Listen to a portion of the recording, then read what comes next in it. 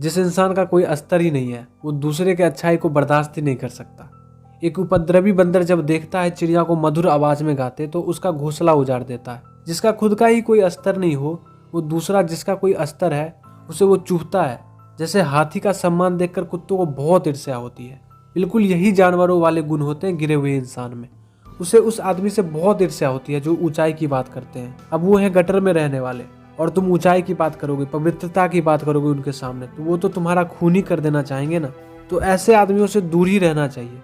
इनसे बहस करने से भी कोई लाभ नहीं है। ये आपको भी अपने ही स्तर पर गिराना चाहेंगे। कहते हैं ना कि never fight with a pig, you will get dirty and pig will enjoy it. एक गिरा हुआ आदमी आपको भी गिराने का ही प्रयास करता है और आप जब सच में गिरने लग जाते हो उसके प्रयास से तो आपने खुद से उसे सफल कर दिया ना। वो तो यही चाह ही रहा था, वो ये देखकर और खुश होता है और ऐसा करके आपने उसका और मनोबल बढ़ा दिया। इस बार वो और अच्छे से आपको गिराना चाहेगा। ये आपकी दूसरों के सामने निंदा करके, आपको उकसा के या किसी तरह से अपने स्तर पर ही लाने का प्रयास करेंगे। ये अपना सारा समय, सारा ऊर्जा, सारा ध्यान आप पर ही लगाएंगे। पर आप इसकी उपेक्षा कर अपने काम पर ध्यान देना, क्योंकि आपका काम आपकी ऊंचाई की तरफ बढ़ते हुए कदम ही इसके दुष्टता का सही जवाब है। पर इसके बदले आप अगर बहस करने में लग गए तो उसका तो कोई अस्तर ही नहीं है।